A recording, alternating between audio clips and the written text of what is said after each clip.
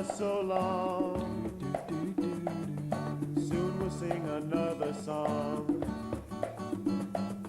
So take what comes and let it go, 'cause we'll be moving on, you know. And sing hey ya, and sing hey ya to pass the time. Hey ya, singing hey ya, we are only a moment in time.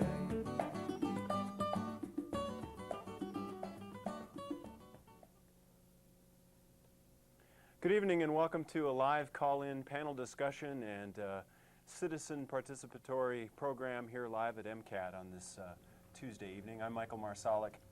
We've got a program discussing First Night Missoula, last year's inaugural celebration, and the coming year's events to discuss tonight. I'd like to introduce the panel of fellow Missoulians that are here part of the First Night celebration. Sitting directly to my left is Tom Oldefant. Tom works for Century 21 here in Missoula. He's on the board of directors for the Chamber of Commerce and publicity chair this year for the First Night, as well as serving as a board member for First Night Missoula. Next we have Graham Douillet. Graham is the founder of First Night Missoula, brought the spirit of this New Year's Eve celebration to our community, and is acting this year again as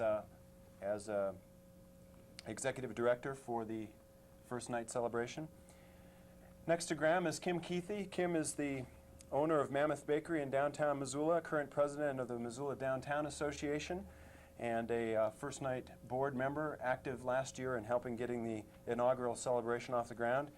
And far to the left we have David Burt. David is a minister, lives up in St. Ignatius, Montana. He's a full-time student at the University of Montana, a poet, and among other things, the president of First Night Missoula. Welcome to all of you, and thank you all for joining us tonight. Thank you. Thank you, Michael. All right. We wanted to start out, I guess I should perhaps begin by answering the question, what are we doing talking about New Year's in the middle of May? And what we're doing is, this year we have the luxury of having a lot more time to plan the program. Last year's events started a little later in the year, and most of the work in getting the First Night New Year's Eve celebration came together in the fall. And this year we've got a good jump on the event for this coming year. And the call to artists has gone out, and we're going to be discussing that. We also want to, while it's still in the middle of the year and between the two events, last year and the coming year, certainly solicit comments from the community on how the celebration was from last year, and get enthusiasm and comments and suggestions for the coming year. So I guess I'd like to ask Graham to maybe begin with some of the overview of what happened last year. I can remember when we were doing a similar live call-in last fall, some of us were sitting here certainly not knowing exactly what would happen, and the magic that did happen last New Year's Eve was incredible for a lot of people and certainly exciting for us. And why don't you let everybody know what did happen, and we'll talk a little bit about last year before we move on to what we've got planned for the coming year. Well, I think you hit it right on the nail when talking about magic. I mean, it seemed like that was the general feel when the community talks about the event. When we talk about it, certainly for me, it was quite magical. And you're right, we didn't have a lot of time last year. We had, 5 months to put it on, and I keep saying I'm surprised I still have any hair left. I don't know about everyone else, but I can say the same thing. Yeah, it was absolutely sensational. To coordinate the efforts of over 100 volunteers, 200 artists who are paid for their work, and putting forth a wealth of creativity, over 100 events, 16 sites, 10-hour program, 2 through midnight, activities for all ages and interests, and it happened. It was a huge success. We had thousands of people show up, some from Great Falls, Helena, Kalispell, and a lot of Missoula. Oh, A yeah. lot of Missoula. Oh, yeah, sure. And I'm really excited about what's in the works. You as production chair, that committee is really doing some great work and expanding that program.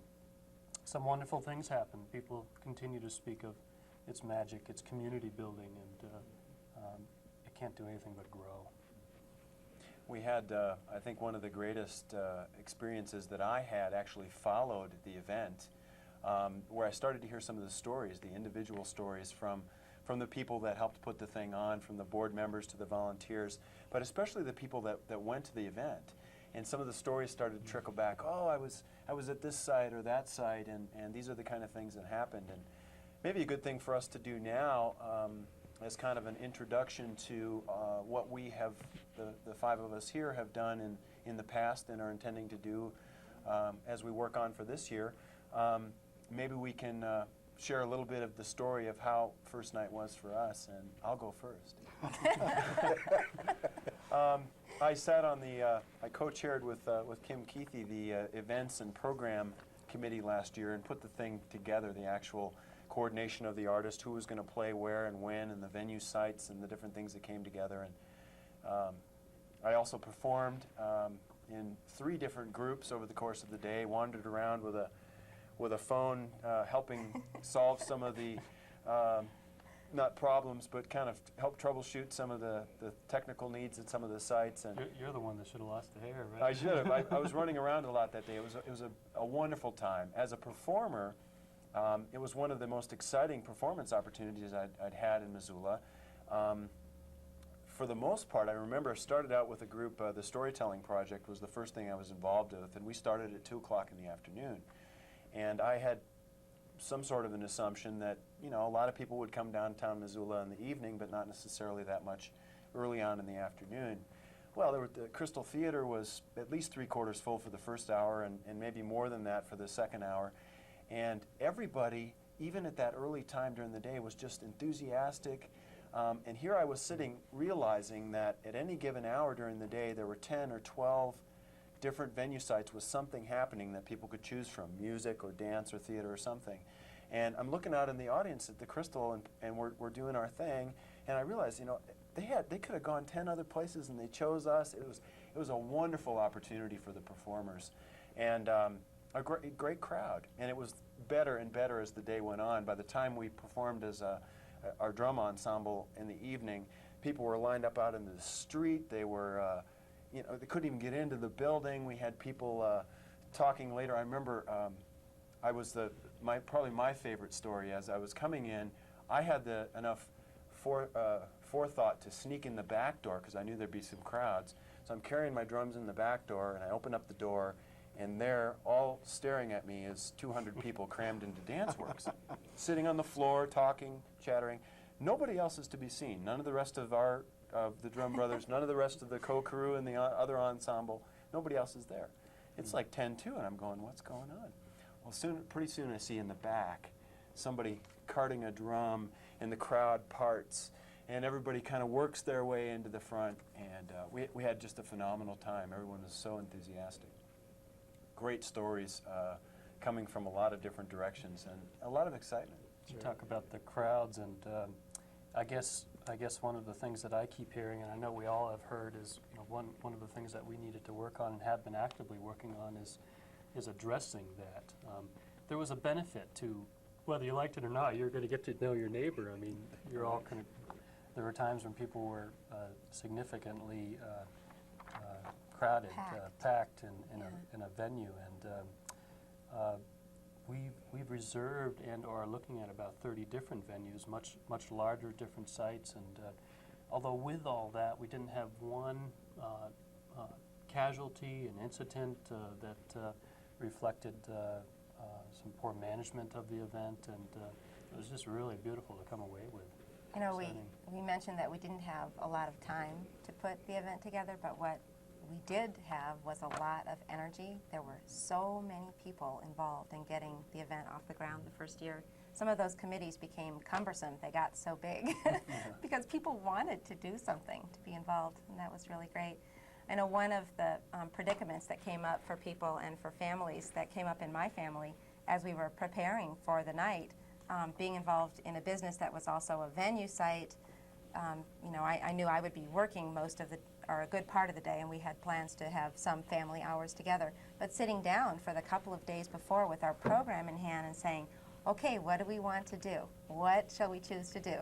and everybody wanted to do several things, but just really deciding a map or some strategies for meeting up with each other and coming to one or two events together. Anyway, of course, a lot of those plans were scrapped when we were overwhelmed with the crowds and the number of people. I really hardly got out of the business at all. It was just staggering. But anyway, I remember my son, who was 9, choosing that night when we had the meeting about it at home. He said, I'm going to be at McCormick Park all day. Look at this, at McCormick Park all day. And ice skating and bonfire and marshmallow roast and singing and colors on ice. They're going to get out these big crayons and we're going to get to color on the ice, you know, and everything. And I said, I don't know what Colors on Ice is about, but as it turns out, it was even a bigger thrill for him because they, Parks and Rec ran that program all day at McCormick Park, and they had these little neon light bands, and it was just getting dark, and everybody got a neon light band they wore on their heads, all the kids, and skated all over the ice, and they turned off the lights. So it was this neon, colorful, moving lights. It was really so exciting. Every time we went down to check with him and see if he wanted to join us, either my husband or I, he said, no, come back in an hour, you know. So he really ended up being there almost 8 hours straight, I guess, and it was cold, but it was fun. Parks and Recreation Yeah. reported 2,000 people hit the ice that night. Just that was really popular. Yeah. Talking about really crowded events and being partners with your neighbor, in the cafe at the Mammoth, in the afternoon sometime, Chip Jasmine was playing, and Philip Zemke was then telling stories with him. But while Chip was playing, he had the idea, and I suppose maybe he's done this before, but it was just incredible. He had everyone in there. He was playing, he's a singer, songwriter, and guitarist, and he was playing and singing this song, and he ended up turning it into a square dance. Now picture this, everyone is seated at, you know, about 4 top tables. Some are square, some are round, and some knew each other, some didn't, and he had everyone square dancing at the tables, holding hands, sitting down, going like this, you know, to your left. And it was hysterical. I had wished the video had been there for that. It was great. But lots and lots of stories like that. And as far as seeing visitors from all over, we saw people all day from Kalispell and Hamilton and Butte and Great Falls and Idaho. People from all over. It was really fun. Quite exciting for me, too. I was spending a large part of the afternoon, the first part of the day, over at the Front Street Theater, sort of hosting the YMCA Teen Theater that was there, checking people for buttons as they came in and making sure that we had plenty of seating for everybody that wanted to see it. And to think that that teen theater group had 3 performances of a packed house of people of all ages coming to see it, being entertained, and also it was a very emotional, moving presentation that they gave too, and people would leave there very thoughtful, some of them even wiping away a tear or two. And I thought, you know, this is great. This is touching a lot of people in the community who may not have any opportunity to see the teen theater in action at any other time. And left there, and I went and did a little bit of my own poetry at another place downtown, and I wanted to go over to Mammoth Bakery and see things there, and I couldn't even get in the door, so I sort of peeked in the window for a while and made sure things were all right there. I think they had a didgeridoo player going at that time. And I just decided to walk around town, the downtown area. It was, I don't know why, we picked the coldest night of the year, but everybody seemed to huddle up and keep warm.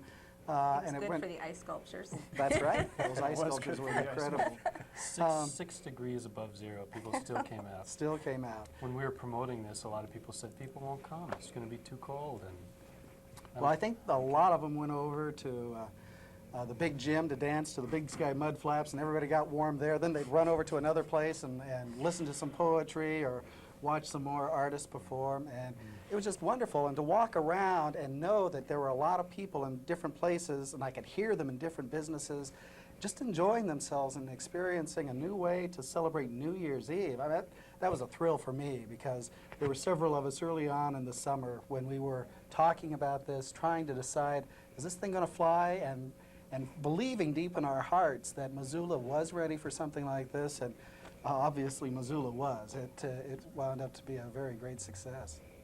We're talking about First Night Missoula, which was a New Year's Eve celebration of the arts. took place last year as our first event and sharing some stories about the event. We will give you an opportunity to call in. This is a live program on this Tuesday evening, and we're going to be soliciting calls from anybody that would like to comment or share a story about last year's event. If you'd like to get some information about a call to artists about performing at this coming event, New Year's 1995, we will welcome that as well in a few moments. Tom, do you have some stories you want to share too? Well, I thought it was exciting when, at the end of the night, of course, I traveled to all the sites with the walkie-talkie also. And You did the whole bus ride. I did the whole bus route. I did everything. I felt like a tour guide half the time. It was great. We had a mountain line shuttle service that picked up people from the university in McCormick Park where they could park, and then hit And all they the went to venues. every site. Every one of them dropped them off and waited, and it was great. And if you had your button, you got on for free that night. But then at the end of the night, it was like, when you talk about the magic, you're sitting there, and all of a sudden, everything stopped, and the drums started. And it was like a Pied Piper walking down the road with hundreds of people following. And every place you look, people were coming in from different angles, merging at the courthouse. And the excitement got greater and greater. It was great. I had a blast. I'm really excited to hear. We did do community evaluations last year, but it wasn't totally comprehensive. I'm really excited tonight to hear some feedback from the community. It is Missoula's event, and we'd really like to hear your thoughts and your ideas. And this is again Missoula's event. And please call when Michael gives that cue to tell us your stories and tell us your feedback and ideas and suggestions. That's just that keeps us energized. I know it does me. If you'd like to call in this evening, as this is a live program, I'll give those numbers out. The number to call here at MCAT tonight is 542-6228. That's 542-MCAT.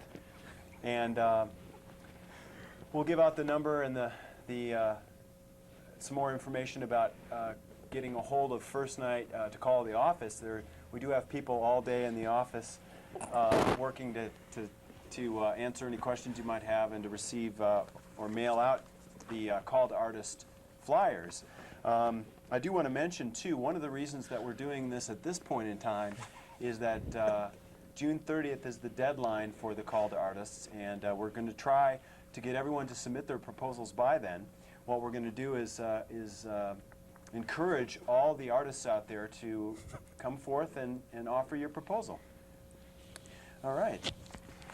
The numbers are 542-6228, 542-MCAT if you'd like to give us a call. I got too much sun yesterday. I'm a little warm. Well, it's funny. In some ways, I think it is ironic. There's probably some people out there that spent the day in the garden or who knows doing what. It was like 80 degrees out today, and here we are talking about 6 degrees above zero and talking about New Year's Eve. Well, one of the fun things, though, is that thinking about trying to make next year's event bigger and better, trying to make the celebration even more organized, even more exciting, even more diverse, which is one thing that we're really focusing on this year. Something for absolutely everyone, for teens, for children, for seniors, representing the ethnic and cultural diversity of our community. In trying to do that, we're going to take the time, we're going to take the summer to review, the end of the summer to review proposals. One of the reasons for putting out our call to artists at this early date, the deadline again is June 30th. By doing that, we're giving ourselves some time to review the proposals and to create a really great program. We're also giving ourselves some time in the fall to publicize these artists and these musicians and these different performers that will be part of the event. Lots of publicity to generate the enthusiasm that we know we'll need to get everyone to come out again. So Sometimes people ask me, says, okay, you're talking like you're hinting upon, it's the summer months, you need a full year to put on the event?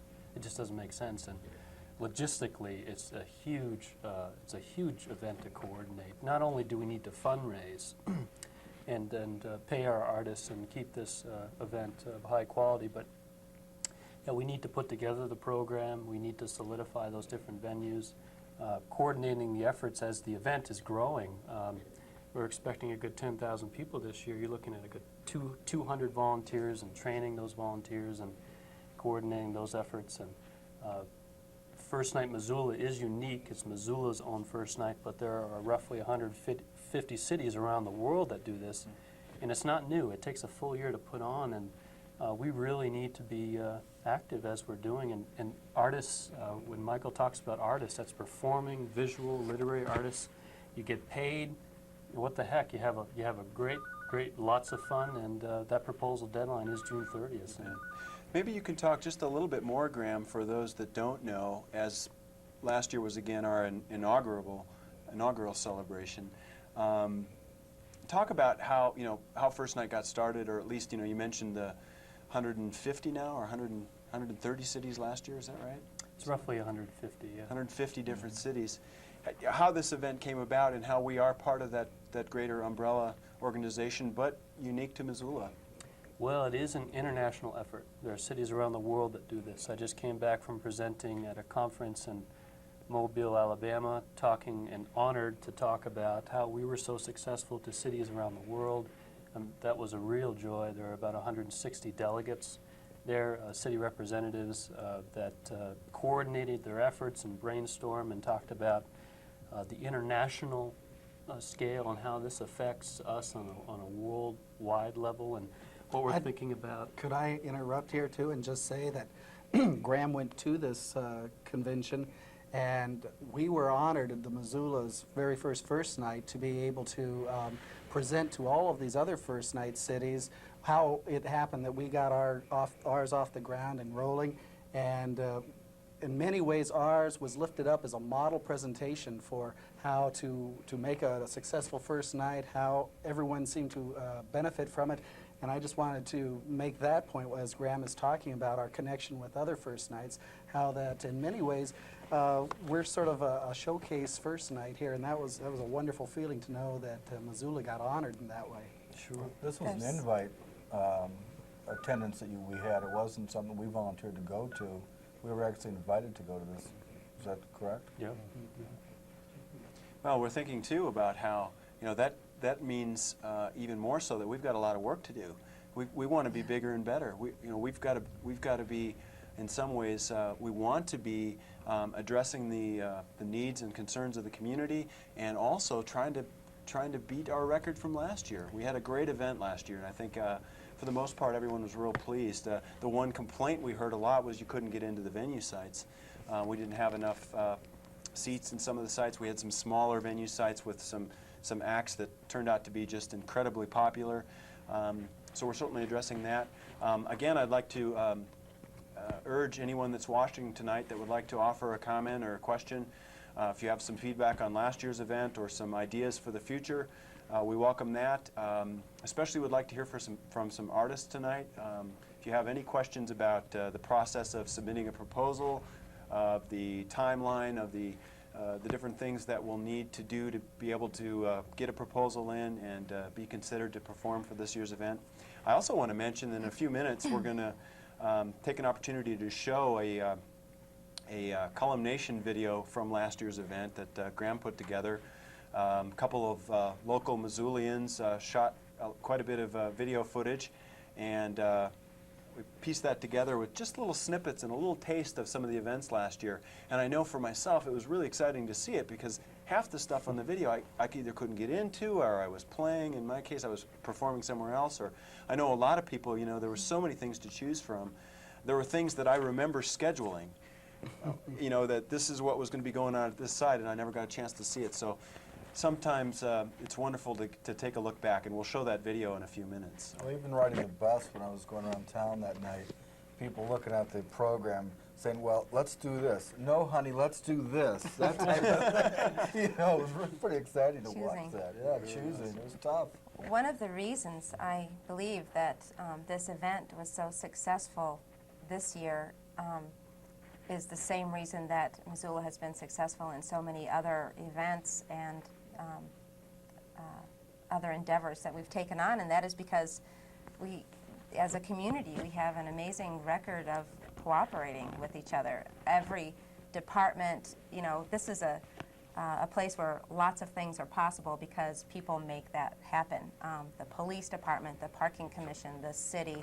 I think actually the mayor participated in First Night as a reading from from his new book and so forth. So there's a lot of support from all different areas, and it's a can-do kind of town. You talk Things about can the happen. community and how they come together. Opportunity Resources sold calendars Right. to benefit their nonprofit organization. Missoula Youth Homes had volunteers to get involved, and this year one of our subcommittees, chaired by Lori Bell, Community Outreach Committee, is actively engaging roughly, well, hundreds of community organizations to get involved so we can pool our energies and efforts, because it is for the whole community.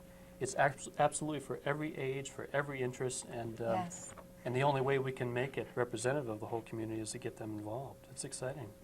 And I'm wondering if people are wondering what these things are for people that didn't get to attend last year. And most of you watching, you probably know what this is, but this is the admissions, I guess, ticket to all the events. Last year we had over 100 events for only $5. Children under 5 got in for free. And you wear this, people wear it on their hats, on their jackets. And their fur parkas. But this gives their people Harley access. Sure. I was watching people, I saw people in March and the first part of April still wearing jackets around town that had their buttons on it. And that was a wonderful thing for me to walk around and see the First Night buttons. I know that. I've recognized that button somewhere. And so that was fun to do that. And people collect buttons, and so it's fun to see those. And we want to keep the price of this admission ticket low. And we're going to try to keep it at $5 again to make the event as accessible to everybody as we possibly can. We also need to pay the artists, and so this sort of brings up another need that we have, as well as getting artist proposals in, is the need for some funding. And one of the things that I wanted to do was just to invite folks to consider how they might want to participate in helping First Night too. And we can let you know our office number later on in the program if you're interested in any of those details. The business community in Missoula has been very generous in supporting this event, and that support continues to roll in. And that's real exciting. It's something that benefits the entire community, and it's very easy to feel generous toward an event like that. And talk, if you would, Kim, just briefly too, the effect that the event had on the downtown area. Yeah. Most of the venue sites are within well, certainly within walking distance of each other, and taking up places all over the downtown area, and the influx of people and all the excitement and activities, it was really great. It was really enlivening. I mean, people just had such a good time, and this year a lot more businesses want to be involved. I think one of the things that was difficult is just understanding that you were going to be so overwhelmingly busy. I mean, anyone who was open and serving food were seeing crowds because so many people were out and about for the day and into the evening. And so people who provide services in that way really need to plan for those kinds of crowds. And the event itself, having the event happen in the downtown area, makes so much sense, as downtown is the heart of our community and has so many great venue sites available, and it's just a place where we all feel like we can take ownership of our city. It's where things really happen downtown. Well, we had 2 restaurants that actually ran out of food Yeah. on New Year's Eve. You know, They really, didn't people anticipate didn't the know what to crowds. expect. Right. We didn't know what to expect, and so it was very overwhelming. I know. But people know what to plan for this year, I think. Sure, I hope so. I know that one restaurant was asking volunteers or their friends who would come in, they put them on, Yeah. put an apron Put an on. apron and on. Now, a waitress or a waiter. We'll see you next year, right? So one Really, time, your it job. was just incredible. Well, we'd like to continue with some more thoughts and feedback about last year's event, and certainly talk more about some of the plans that we have for the coming year. I'd like to, at this point, go ahead and show the video from last year. What I'd like to do is, following that, certainly encourage you, if you're watching tonight, to give us a call with your comments and questions if you have any. And thank you for watching. This, what you're about to see is how long, about 5 minutes or so? 5-minute presentation put together that all the footage and all the details have to do with First Night Missoula's first event, which was New Year's Eve last year.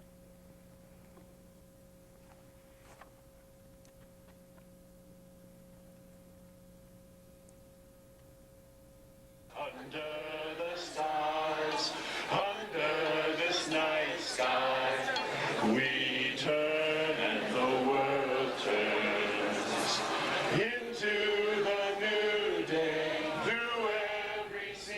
December 31st, 1994 marked the debut of First Night Missoula, a 10-hour citywide community celebration featuring over 200 local artists and performers, over 100 events and 17 different sites.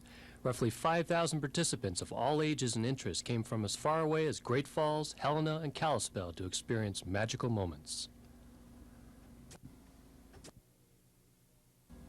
As an annual event, First Night continues to invite artists and performers to put forth their ideas and energy in creating an afternoon and evening of theater, dance, magic, poetry, new games, ice sculpture, storytelling, new inventions, and a wealth of musical talent.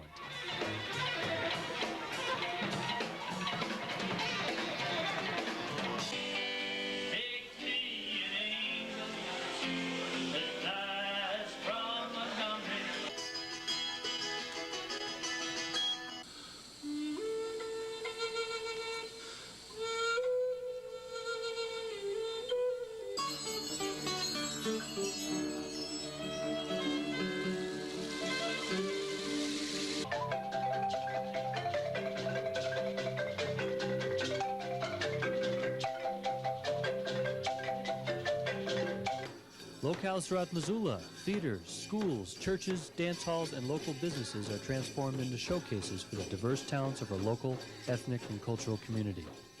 An inexpensive button entitles partygoers to attend all activities and performances of their choice while receiving discounts at many restaurants and businesses. People come together in the company of friends, family, and their community as they're carried away in a celebration of rejoiceful New Year's Eve revelry. As one participant mentioned, my experience with First Night was a deeply moving, emotional experience that has had a lasting impact on my outlook on humanity, the world, and myself. It's the way we should live every day. I was just over at Bagels on Broadway, and what a life. The concept of First Night began in Boston in 1976, offering an alternative to traditional New Year's Eve revelry. Founding goals were that First Night be a celebration for the entire community, safe, alcohol-free, and through the medium of performing, visual, and literary artistry. Today, there are over 140 cities worldwide, from populations of 2,000 to 4 million, that continue to facilitate this mission by having First Night events. As it is First Night's mission to support and promote our local talent, the artists and performers are paid for their work. And as a local, private, nonprofit organization, First Night Missoula depends on the community's financial support for its success. Sponsors, community donations, and grants allow First Night to bring new energy, life, and enthusiasm through this spirited, alcohol-free cultural celebration for the entire community. Artists work year-round creating new ideas and ways for people to celebrate together, as they're given the opportunity to explore art and interact with others to create. This is a totem pole that we're making out of found objects, and what we're hoping to do is bring together our collective vision of what we want to see Missoula be. Primarily a grassroots volunteer effort, First Night Missoula is only as successful as the people in the community who believe in its concept. Community supporters, spokespeople, and over 100 volunteers dedicate their time and expertise to make this a success. First Night board members and staff work year-round in selecting artists and performers to assure a diverse, exciting event for the entire community. Artists and performers have found First Night to be a wonderful opportunity to display their rich talent with others. As one performer mentioned, the sight of a jammed St. Joseph Hall with no alcohol or smoke, no trouble, families having fun, diverse crowd, and everyone dancing to our music, it made a believer out of me. Join us on December 31st and experience the magic of First Night. Come together with your family, friends, and your community as we celebrate a time of hope, joy, and enthusiasm for times ahead.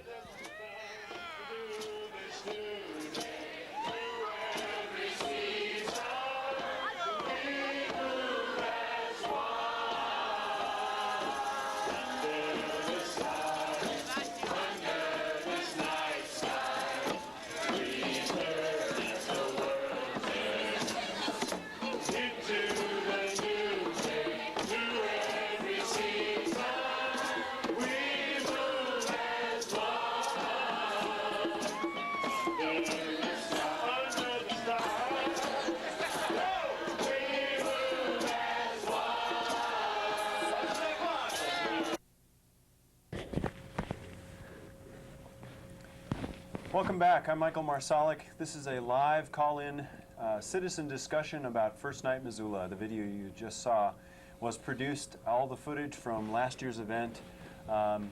As you could just see, it was a really exciting event. We've been talking about that.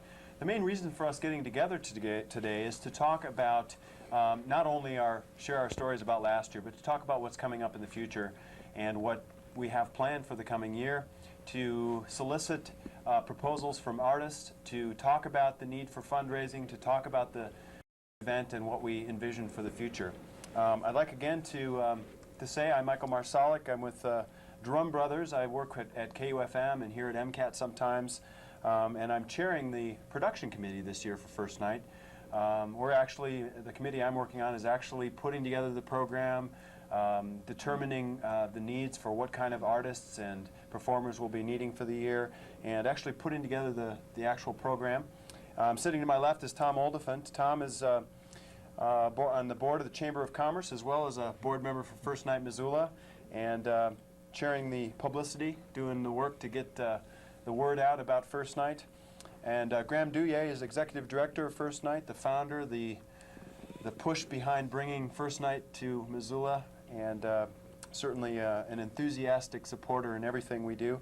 I'd like to introduce Lori Bell to Graham's left. Lori is working as an administrative assistant this year, working a lot at the First Night office, helping get the call for artists out, answering any questions, dealing with a lot of the things that we need to do, kind of the day-to-day operations for First Night, and also a volunteer, helping out in a lot of efforts with getting the whole thing together.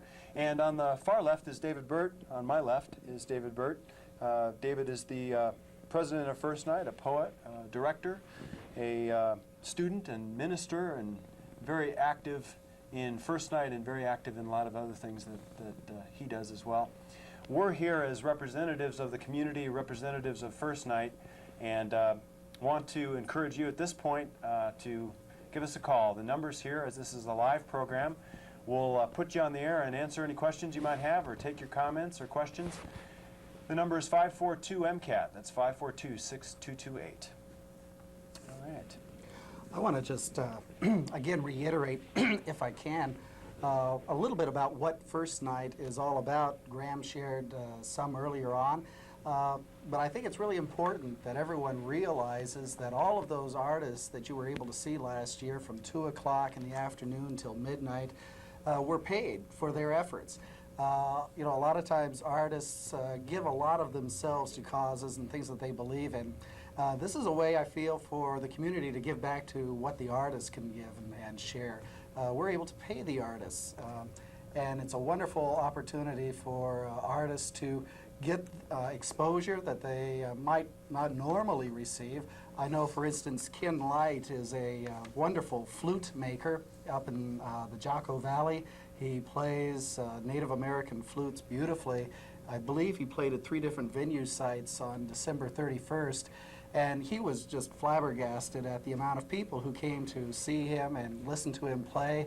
And a lot of people told us afterwards, too, that they didn't realize that there was someone in this area who played flute quite like that. It was just a wonderful thing. And I would assume, Michael, especially since you're an artist as well, that you have probably experienced a little bit of beneficial fallout from First Night. And I wonder if you can maybe address that. How, if I was an artist and thinking about submitting a proposal to First Night, what could I expect to get out of being a participant in it? Real quickly, I'd like to just say also, David, that when we're speaking, again, as Graham said before, about artists, we're talking about all sorts of performing, visual and literary art, music and theater, children's activities, teens and more. And the effects are great beyond the event as well. Maybe I'll come back to that. We do have a caller on line 1. Hello and welcome. Good evening. Do you have a question or a comment? Or? Yes, I'd like to know if I wanted to volunteer, what kind of things could I do to participate as a volunteer with First Night at this point? Thanks for calling. Really appreciate your involvement. As I mentioned earlier in the program, there are roughly 200 volunteers needed for this program, and we have roughly a dozen different committees and subcommittees working on putting forth energy and creating the program, anything from publicity to actual production. We do have an office staff of about 10 people that Lori is helping to coordinate and doing a wonderful job, I might say, in doing that. The majority of the people that are volunteering for the program would be needed for that night. Because if you'd imagine, we have, again, over 100 events. We're looking at maybe about 150 this year, 30 different sites, and what we need are people to check in people when they come into the door, make sure they have their admissions button and answer any questions they might have as to where to get first aid or where to get beverages or where to buy buttons. So that's certainly a big thing. And we need to recruit for that now so that we can organize and be efficient in putting forth this high-quality event. We also need volunteers right now, and that's part of our reason why we're here today is to, again, it's a community event. We need people to get involved. Not only do you get access to all these different events with a free button, but I don't know if any of you want to expand on this, but you get to work with some great people. I'm honored to be working with people such as yourselves that are just full of energy and great ideas and creativity. And I know Tom, Tom, if it wasn't for you putting in all your time and energy, last year I probably would have lost more hair. But I made it for both of us. Sure. Caller, are you still there? Yes. I was just going to say that probably the thing to do at this point is to call the office. Is that right? And let's go ahead and give that number out. The First Night office is 549-4755. And if you get the machine, leave a message. We'll get back to you. I should mention also that you can call and leave your name and address at that number. Again, in Missoula, it's 549-4755. And we will gladly send out a call to artist flyer, which is the sheet that you'll need to work up your proposal. Graham's got one here. It's just a small publication, a small little flyer that has all the information you'll need to put your proposal together. If I could just talk about the process for this. Some people think, okay, I need to submit a proposal by June 30th, so they write something down, they send it in. That really hasn't happened, but just to let you know, call with your name, call with your address. We'll get the information out to you, and we'll see that you get everything you need to know about the proposal and how to put something together for the committee to review so you can get paid. Thank you. Do you have any other questions? Or? Yes, thank you. I work during the day, so I'd only be available like evenings, so like would a couple hours a week be acceptable? You bet. Anything would be acceptable, and we thank you very much. If you want to call the office to schedule some time to volunteer, that'd be great, and we certainly appreciate all the support that we get from the community. We really couldn't do it. We couldn't do it without the artists, we couldn't do it without the organization, and we certainly couldn't do it without the volunteers. Thank you. Thank you. I would make a note that our office is donated by Warden Thane and Haynes in the Florence building, and we're really grateful for the use of that. It's a central location. And people can drop by to pick up flyers too. Do you want to give that? You bet. I would be sensitive to that because sometimes we don't have people there. But certainly, maybe we can put out a stand or something. We should have thought of that a long time ago. Like we're organized, we better get on it, right? But talking about Warden Thane and Haynes and how they donated the office, we have a wealth of community sponsors. Norwest Bank, First Security Bank, KCI, they're major sponsors for the event. They contribute their staff, their time, their energy, their money, so that this can be accessible. We certainly want to give them recognition, and more are coming on. And I'd like to demonstrate how significant this event is, and it wouldn't be without the community's strong support, commitment. Without it, it wouldn't happen, and I'd like to give them recognition. And we believe that we can incorporate the efforts of businesses and the community, give them recognition without compromising the integrity of the event.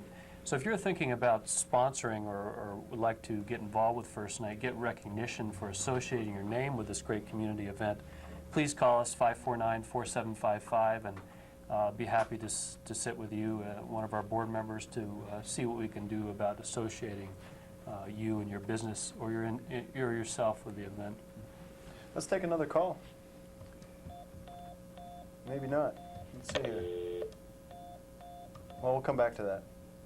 I wanted to mention, Graham, some of the specific needs that I would like to address and like to call upon artists that may be watching the program, or perhaps, I think maybe more, the case might be that you may know someone who perfectly fits the bill.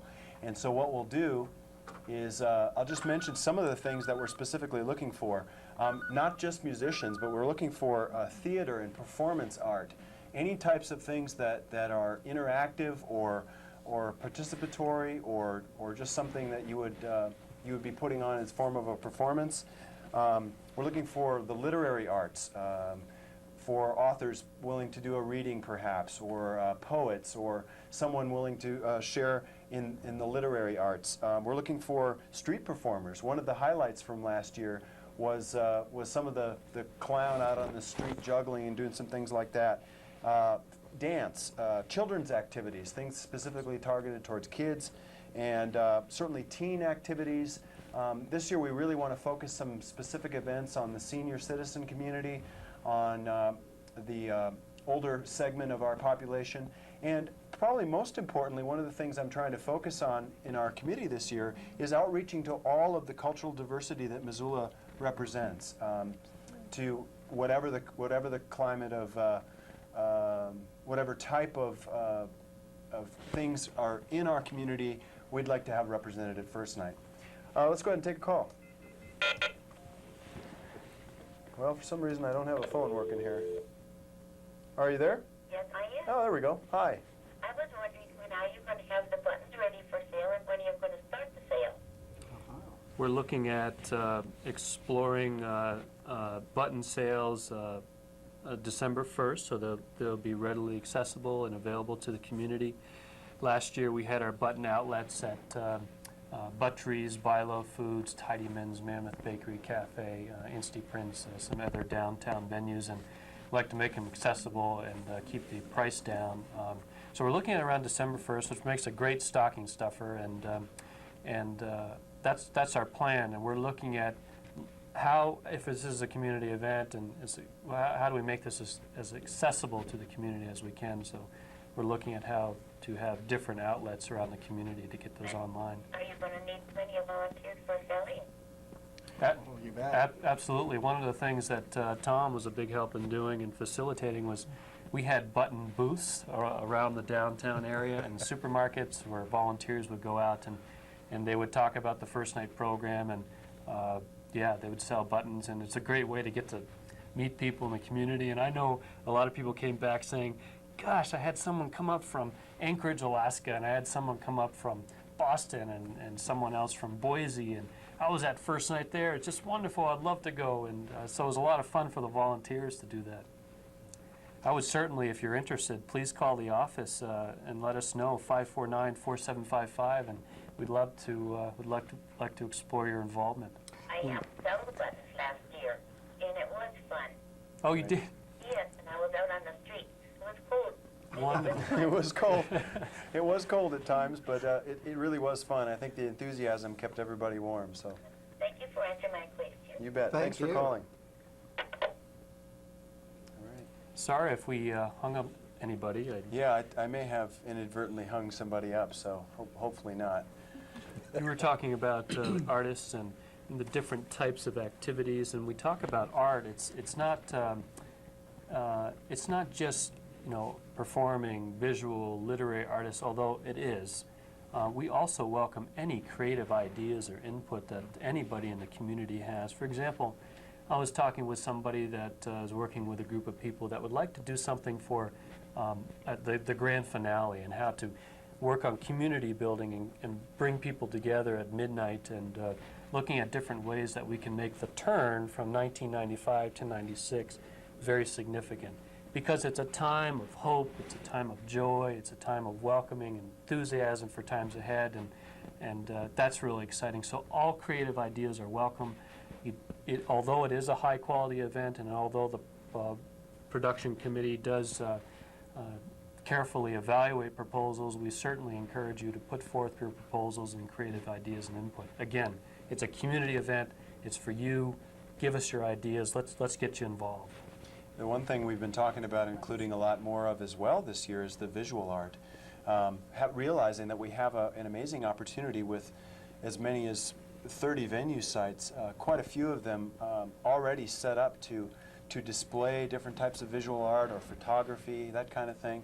So we're exploring that. We're talking about that and looking at how we can include visual artists and photographers. And I had an idea come forth today about some video art.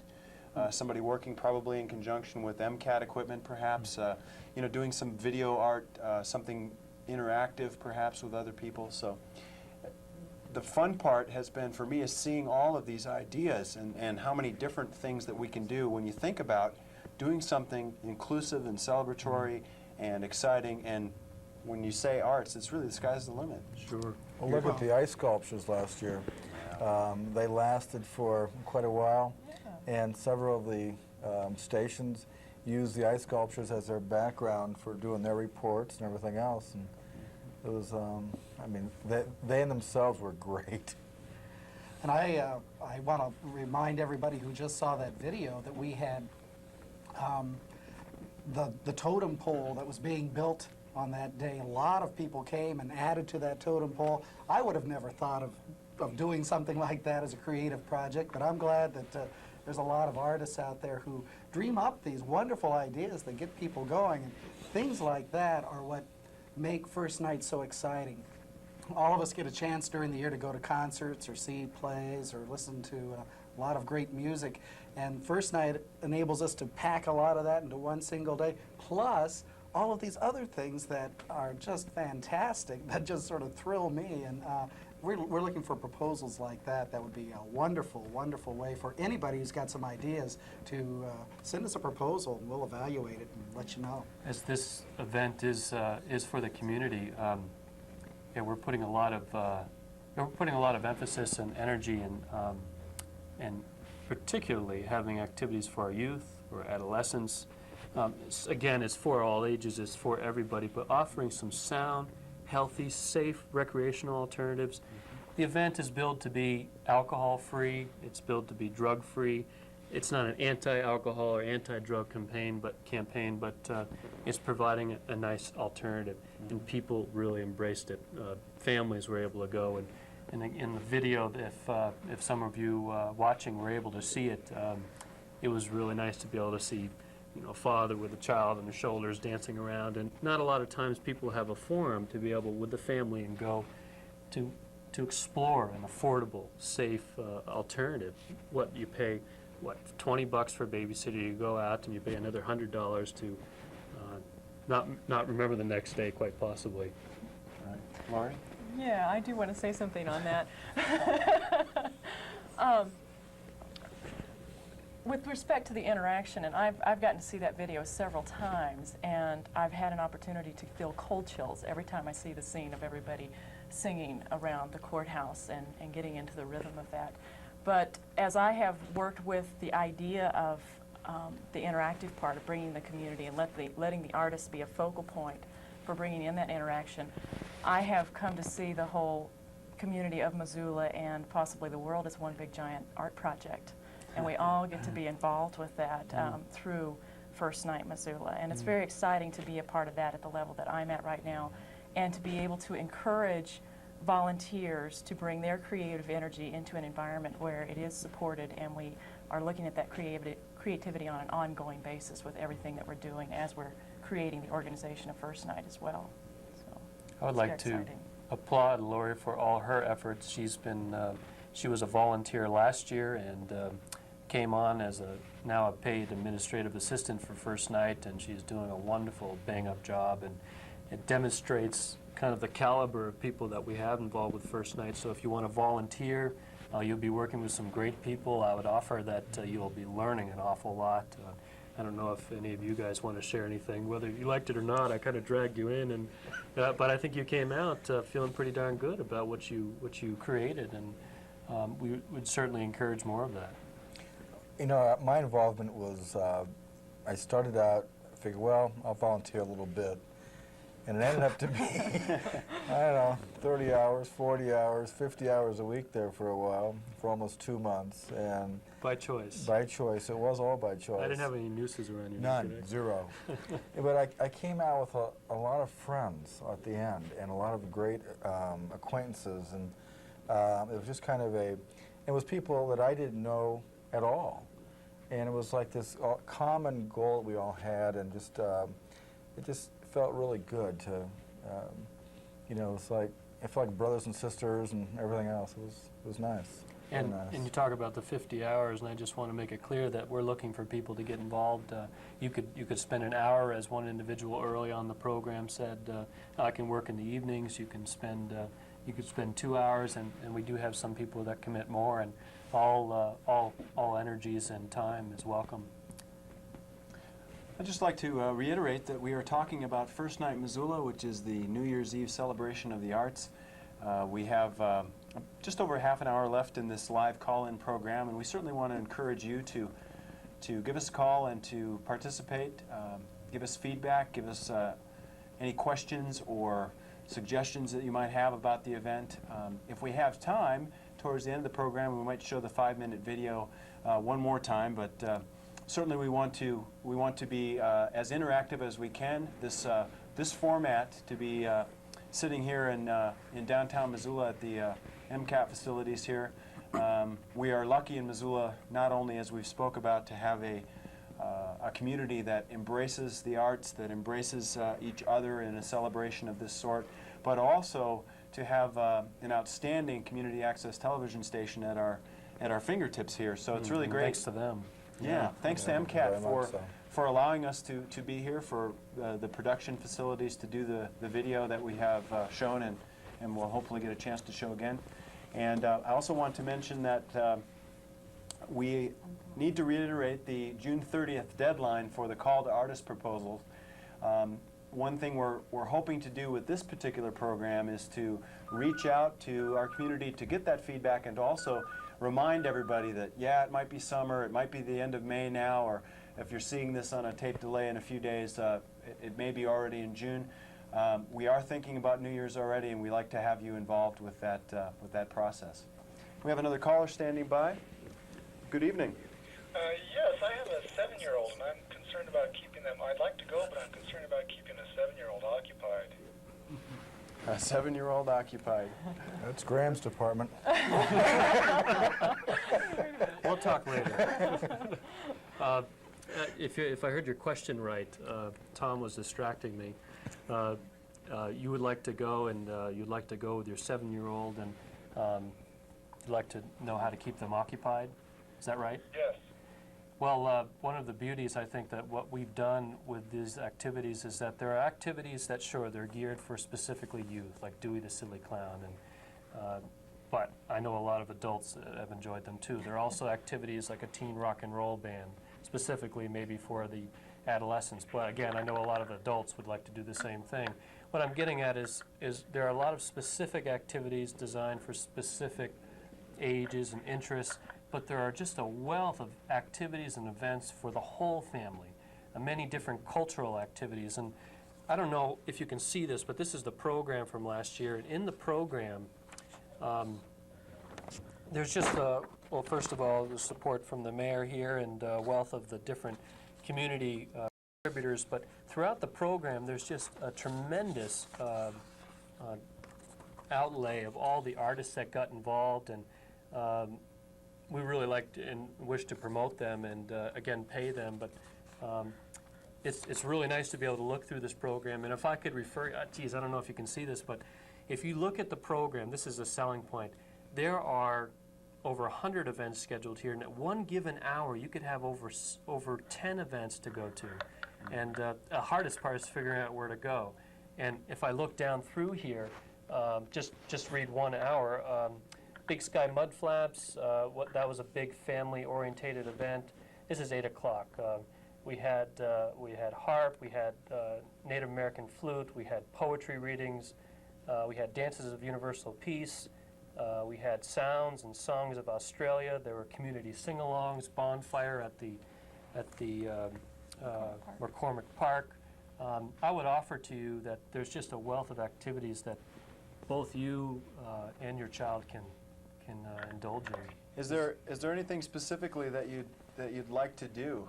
I know that some of the family activities that were really fun were, for example, my pal Peggy was doing her puppet show, and then there was a Chip Jasmine last year. I'm speaking, of some of the things that we've had in the past. Obviously, this year's program will be a little bit different, but some music for kids and some other things like that. Science woman. Right. We had a local artist that did a thing that she called Science Woman, and she was doing all sorts of interesting mixing blenders and pyrotechnics and stuff, trying to come up with some different ways of weaving New Year's resolutions in. So I'm asking, I guess, a question as well for our caller, if you had suggestions for something that'd be fun for a father and a 7-year-old to do. Well, yeah, Amy really likes really storytelling and face painting and storytelling is something that she really likes. But things that she can participate in, she really enjoys. Excellent feedback. We'll work on it. Appreciate your involvement. And boy, anybody out there, you got suggestions, ideas, feedback as to what happened last year at the event, let us know. This is, again, for your community. This is Missoula's event. Let us know what we can do to make it your event. It's for you. Caller, did you have anything else to add, or? No, that's good. Thank you. Thank Thanks you very for much. calling. We are accepting your calls live on this live call-in program. We've got just under half an hour left, and your opportunity to call is now. The number is 542-6228. We are sitting in the MCAT studios in downtown Missoula talking about First Night, the annual New Year's Eve celebration of the arts. I might make a comment for our last caller, too, that last year I was able to bring my foster son to the event, a little 7-year-old guy, and he had no idea what First Night was about, but he had a blast. He had never gone ice skating before, but by going to McCormick Park that day, he was able to do it, and he enjoyed it thoroughly. In fact, he was one of the little kids that was in that video that was hanging upside down on the bar. Couldn't get him away from the camera. Little stage hog. But he loved it, and he loved going to Wilson and McKee later on that night, close to midnight. He went with us to the concert there that Wilson and McKee put on, and he enjoyed that. And then he went with us down to the courthouse for the finale, and he danced around with all the rest of us. And by the time we got to the car, he was out, for the ride back home. But he put in a full day. He thoroughly enjoyed it, and he was 7 years old, too. And so, again, we want this to be a very family-oriented event, and we had quite a few things for young kids last year. As Michael mentioned earlier on, we're looking to expand our age spectrum to where we can really be able to hit a lot of seniors this year, too. And we'd like to hear from seniors. What would be some of the things that you would like to experience this year at First Night? Give us a call. Let us know. Yeah, I would also encourage anybody that's involved in any of the other community activities that already exist. If your organization is already involved in some community activities, if you put events on, that kind of thing, what I'm getting at is, for example, we had the YMCA Teen Theater do an event last year, and it was real easy for them because they had prepared already an event. They had been doing it through, I think, a couple of times in the fall, and were able to set it up and perform it at First Night. It was great. So, let's take another call. Good evening and welcome. Hi. Say, I was wondering about funding. Does First Night qualify for grants of some sort, or where's the money coming from? Well, I would like to address that if I could. Thanks for asking about that, because that is very important. As we've mentioned throughout this program, these buttons are people's admission tickets to the event itself on New Year's Eve. But of course, these buttons, since we try to keep the price low and accessible, don't nearly cover the cost of paying all of our performers and other expenses that incur. So we do look for other sources of funding, grants, other gifts that come from corporations or businesses, individuals.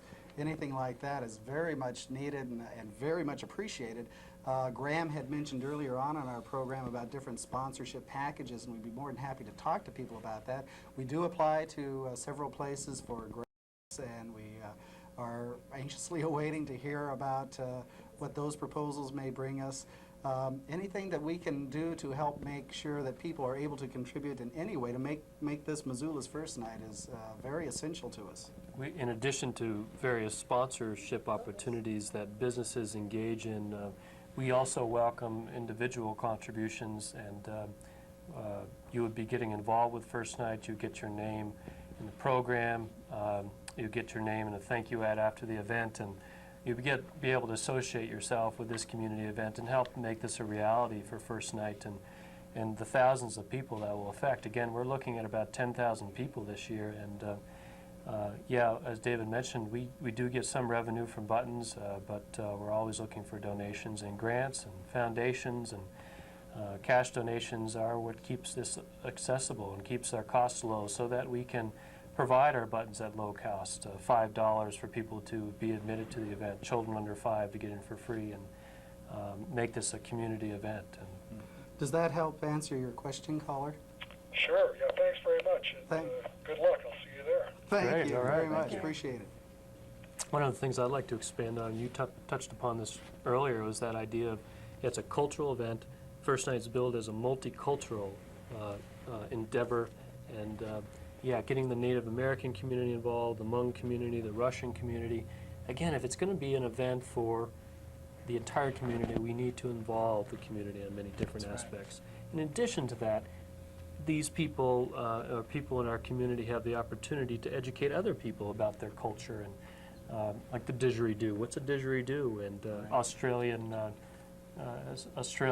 we had a lot of Australian influence last year, and just a wealth of musical acts from all over the world, and we'd like to encourage people to put forth their creative ideas and also put forth a way in which you can create an interactive environment so that people can go and they can celebrate New Year's Eve. Instead of watching other people celebrate, you can get involved. Like Kim was mentioning, one of our early panelists, how one of our performers had people doing a square dance in a coffee shop on tables. A wonderful way to get to know other people and have a great time. That's right. We're talking about First Night Missoula, the New Year's Eve celebration of the arts, and welcoming your calls. If you'd like to join the program, we have about 20 minutes left or so.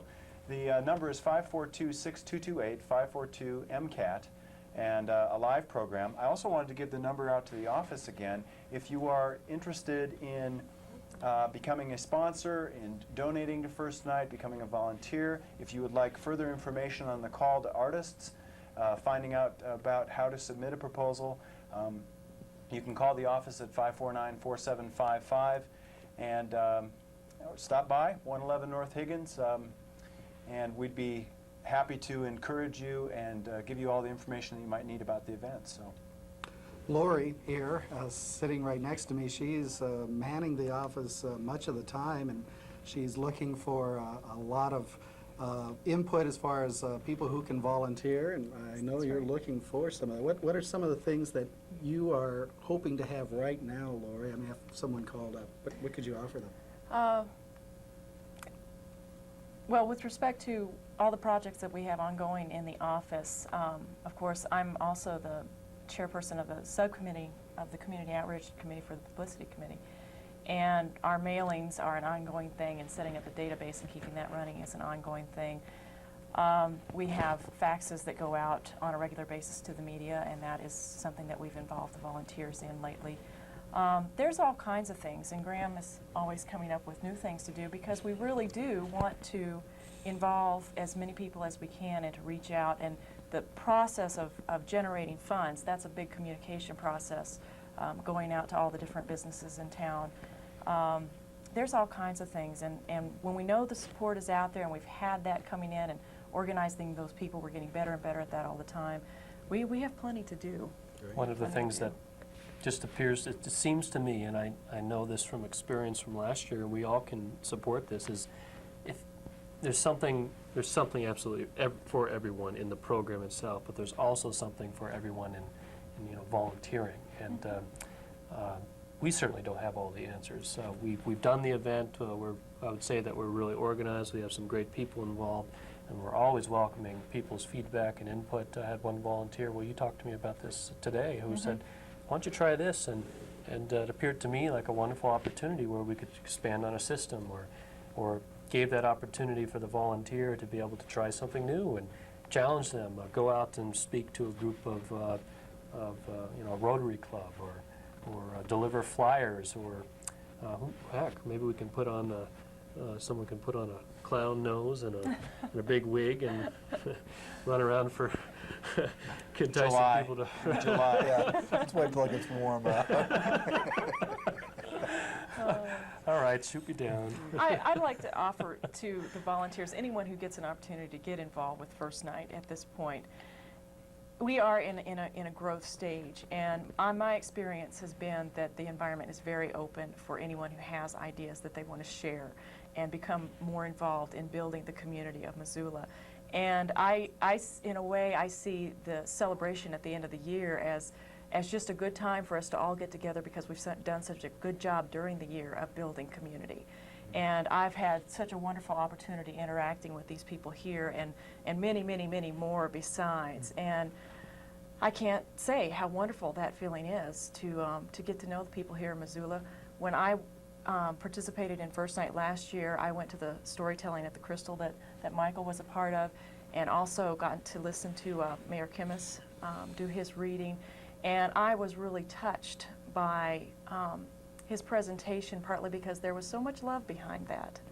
And I feel really, really good being in a town where the mayor loves it so much. We do have a great opportunity here. And as we build community here, and as First Night is connected with all the other programs around the world, we're sharing in a great adventure and a great art project. I'm looking forward to continuing my part in that. Well, it's good to Thank have you involved. I would add, regarding volunteers, we certainly want to give you the impression that there's some flexibility, there's ways for you to grow, but I want you to know that when you come into the office, we're a professional agency. We are a nonprofit. We have put a lot of time into evaluating different policies and procedures and how we can best utilize people's time. So if you were to come into the office, we'd be in a position where we could utilize your time most efficiently. Your time would be used in an organized fashion. I don't want you to get the impression that you would come and it's just okay, what do we do? A lot of work's been done to be able to see that this is a high-quality event. It's implemented soundly, and that it represents the community as much as we can. And volunteers are needed. I make that call again. We have numerous committees that all need help. That's right. From buttons to production to publicity to you name it. There's a lot of help needed. The exciting part is we are a lot more organized than we were last year. In having the time, more time to work on things and get more organized. It's really the understatement. Great. It's really great to have that extra added organization in place, and that makes things a lot easier for us as well. I really like, Lori, your thought about this, looking at this like a big art project. I mean, it really is. It's a community art event. I'd like to, in the last 15 minutes or so of the program tonight, encourage anyone who is an artist that either participated last year or is thinking about participating this year to give us a call, or if you have ideas about the type of events that you'd like to see. One thing that I'm working on now, and that the committee I'm involved with, the production committee, is looking at is how do we, what types of music should we add this year? Should we have more jazz or more bluegrass music, or different types of things like that. So I would encourage anyone that's viewing, now is a good opportunity in this forum to call in and offer your suggestions. And I certainly want to get that encouragement to anybody that participated as an artist last year. Call us up right now, give us your feedback. How was the event for you? And how many people were packed into your venue site? No. The deadline is June 30th. It is a lot sooner than it was last year, and again, it's a huge logistical feat to be able to put this on. And if you're interested, get involved, submit your proposal, get it in by June 30th, before preferably. You get paid, you get promoted. We've had a number of inquiries in the office where people would say, geez, this was a great activity. I'd love to do it for a wedding. Let us know who these people were, and we'd be able to give them those referrals. It's a great community building process. And First Night, as David has mentioned many times, it's becoming the new tradition, and it's only going to grow. Get involved. Submit your proposal. We need volunteers. Volunteer your time. Get associated with many wonderful people that put forth their creative time and energy. You get free admission to all the events. And call us now, as Michael's been saying. Give us your creative ideas. Tell us what happened last year and what things we can be working on. As we're waiting for our next caller, I still want to go back to that question I posed to Michael about a half hour ago, asking Michael what the benefit to an artist would be to perform at First Night on New Year's Eve. It's probably a busy time. What were some of the residual effects of being able to work First Night for you, Michael, in particular, or maybe some other artists that you have had an opportunity to chat with? What are some of their stories? Well, there's a lot of great stories. Our own story is exciting. The ensemble of drum brothers that we've been performing on the instruments that we built had been performing quite a bit around, doing stuff with different artists, with different dancers. We were collaborating for First Night with Co Carew, who's a wonderful dancer, African dancer, choreographer from Polson. And by coming together and performing at First Night, what happened was we realized that we have that side of what we do, in addition to just building the instruments and things like that, that the performing is a big part of what we do. And we immediately got calls. People interested in having us perform. Even, in speaking here at the end of May, we've had 3 or 4 concert opportunities since First Night last year for drum brothers that specifically came from First Night. 2 different groups of people saw us perform at First Night and said, wow, that would be great in our community. We had a woman who saw us perform at First Night in Missoula who was from Bozeman, who said, oh, you guys should come down to Bozeman and play here. So I know from my own experience that certainly those opportunities will be there. I also know that for someone, I think, David, it was you that mentioned Ken Light, the native flute player. He's a perfect example of someone who is a great performer, but mostly known as an instrument builder. Most of his opportunities have been in the workshops he's leading with our Carlos Nakai a couple different times throughout the year, and his opportunities as he's building instruments.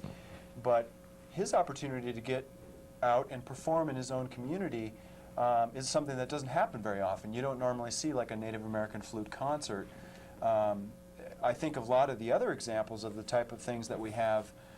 Certainly those opportunities for performance don't come up nearly as often. So First Night offers you a different kind of forum and potentially an opportunity to perform more often. Things like some of the street performances, or especially like the theater and dance, special things like the YMCA Teen Theater last year. I know there were many people that probably would have loved to have seen that when it first happened in the fall. For whatever reason, didn't hear about it, didn't get the chance, and they got a chance to perform it 3 more times at First Night for really a full house every show.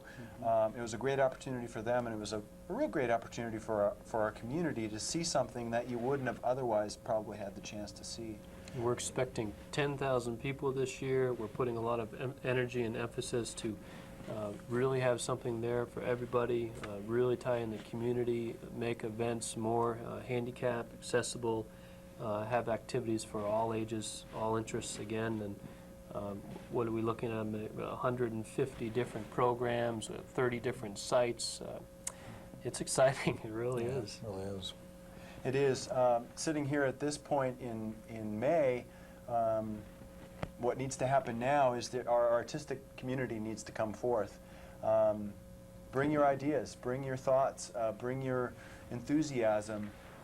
What we've got to ask you to do at this point is to think about what you might want to be doing at New Year's in the middle of the summer, which is a tough thing to do. I know I've been talking with a lot of musicians and other people. This is a busy time of the year. Mark that date on your calendar and make a point of at least making the call to get your call to artist proposal in the mail. We'll gladly send you one. And you can consider that and try to get it in by the June 30th deadline. We would love to consider any and all proposals that, that can come in. And as Graham says, when you're thinking about your involvement at whatever level, whether you be interested in becoming a volunteer, it's certainly important for us to reiterate that we need donations, we need people to contribute to this event so that we can continue to pay the artists, and we need just people to offer their enthusiasm, whether it be volunteering now or volunteering at the event or helping us come up with great ideas. So Michael talks about donations, and the donation, certainly cash helps.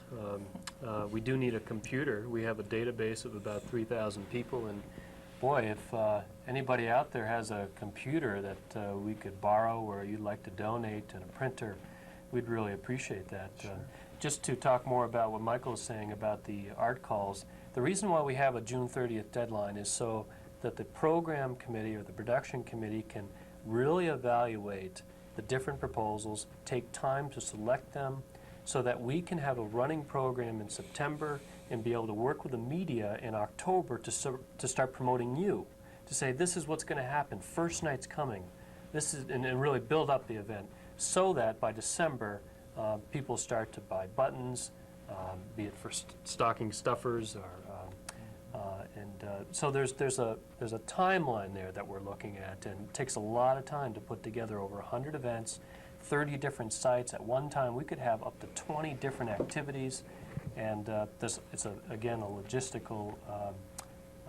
I don't want to say challenge. I want to try to throw in the word fun in there somewhere. Endeavor. So that's why we have the June 30th deadline. Get your proposals in. I know that on MCAT tonight, we're certainly not speaking to all of the artists in our community.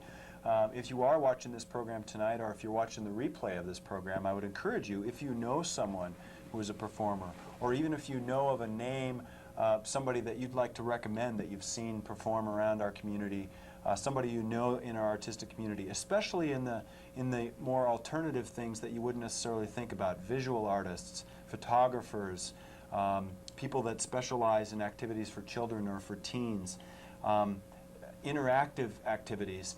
If you can think of any of those kind of things, we're happy and open for suggestions. I think one of the things that seems a little overwhelming for my committee right now is to think about coming up with as many as 150 hours worth of stuff that not only represents our community, but that's really high quality stuff and great entertainment, and also helps with the process of bringing our community together. So it's a big task, and we're welcoming and encouraging any support and encouragement that you might have. So we have just a few minutes left. If you'd like to get your call in, this is a live program on this Tuesday evening, and got about 5 minutes left in the show, and we're certainly welcoming your calls. We're talking about First Night.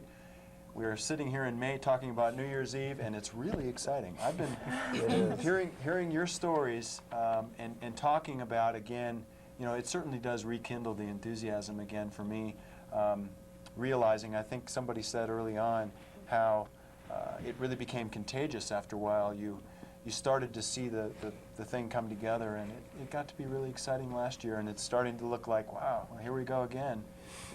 Creating a new event for Missoula. We do have a caller standing by. Good evening. Hello. Hi. My name is Raymond Lee Parker, Piano Man. I'd like to know how to get on the venue. Raymond Lee, it's a pleasure to have you call in. Raymond Lee is a pianist and composer, and certainly one of the artists in our community, and love to have you submit a proposal. I had the opportunity to record Raymond for my radio program. I should plug that, Musician Spotlight. And it's a great pleasure to hear you play again, Raymond. What would you like to do? Do some blues and some jazz, or? Sure, I would. Yeah. Well, that'd be great. Well, what we should do is have you call the First Night office, and we will be sure to send you a copy of the Call to Artist proposal, and if you can get that filled out, submit a proposal to perform. We'd love to have you perform at First Night. Yeah, that'd be wonderful. Thanks for calling. Definitely. Anything that we could be working on? Do you have any recommendations about what we could be doing for artists. And How about other musicians that that might be interested in something like that you perform with? I know sometimes you collaborate with others and. Yeah, well, I'm right now at the present. I'm putting together a blues band, including Norman Medley on guitar, drummer named Steady Eddie right now, and I know quite a few musicians here in town that are starving musicians that love to play music. Period. You know, just to play, to be playing, especially when we get the opportunity to perform the kind of music that we feel we perform the best at. You know, so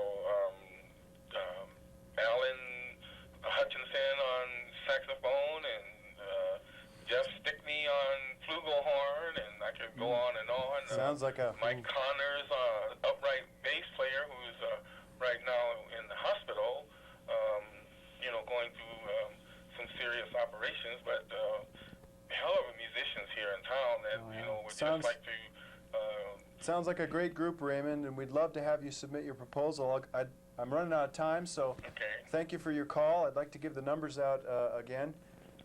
Raymond Lee Parker on the phone, a local pianist that you can see performing locally. The number, if you want to call for a proposal, to receive a proposal, call the First Night office at 549-4755. And briefly, anything else to add at the end here? Just that those proposals are also, or the flyers are also posted all over town. You know, all the different sites, Mammoth Bakery, Food for Thought, Second Thought, Bagels on Broadway, Warden's Market. We've got them all over town as well. And We people do, can be and looking for them there. look for it. It's a call for artists. It says First Night Missoula on it. And pick that up, get your proposal in by June 30th. And you may be a part of First Night for 1996. I want to thank MCAT again for allowing us this time and having some folks manning the different technical aspects of this for us this evening and donating their time to do it. It helps us in a lot of ways, so thanks a lot, crew. My name is Michael Marsolek, and I would like to also thank the panelists here. On my left is Tom Oldefant, Graham Douillet, the Executive Director of First Night, Lori Bell, and David Burt, the President of First Night Missoula. All of us are involved with the event, and we certainly would like to encourage you, if you're viewing tonight, to become involved in any capacity. Give us a call at the office. That number again is 549-4755. And thank you for your amazing support for the event last year, Missoula. And we are inspired today in May to think about next year because of your amazing contribution to the event last year and coming out in droves to support local artists and to support this event. And we hope it does a lot to bring our community together, and we certainly hope that people will continue to think about the different ways we can diversify and expand the event in years to come. well, we'll see everyone there, right? Everyone's watching is going to come to the event. Or and their friends. So, and their friends. Bring your friends. And their Families friends. from New York. And This is a live call-in on MCAT. Thank you so much for watching.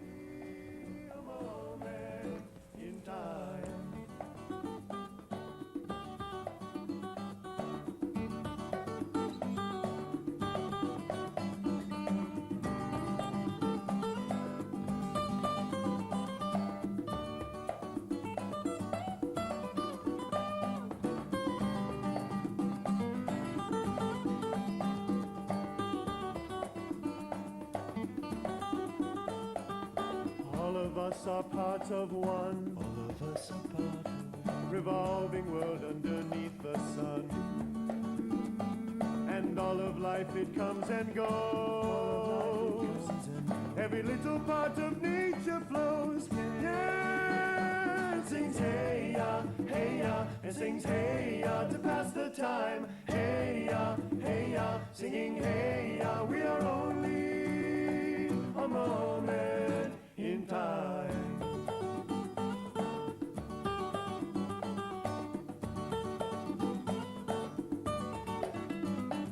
Look carefully at where you are. When you go, will you leave a scar? 'Cause all the world's a sacred place. Live consciously and leave no trace.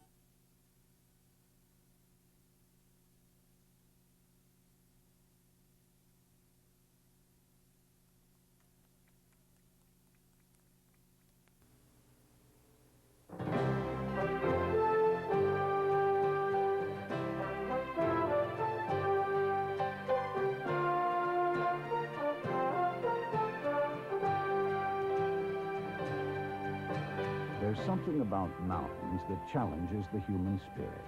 A special way of drawing people to them. The alpine light, the open sky, and the sheer wildness of the landscape inspire our sense of adventure, curiosity, and wonder. In southern Montana and northwestern Wyoming, a dramatic group of mountains called the Beartooths stands out as one of the most challenging mountain landscapes in the lower 48 states. During the Ice Age, glaciers gouged and carved these peaks, leaving behind steep, glistening granite, pristine snowfields, and a myriad of lakes that dot the landscape as far as the eye can see. Unique to this area is the Beartooth Plateau, a massive stretch of land so high that no trees can grow on it. It towers above rich timbered valleys, yet sits below the mighty peaks of the Absaroka Beartooth Wilderness. All winter long, storms pound the Beartooth Plateau with wind and snow and ice. But in the summer, fragile alpine wildflowers flourish from June through September.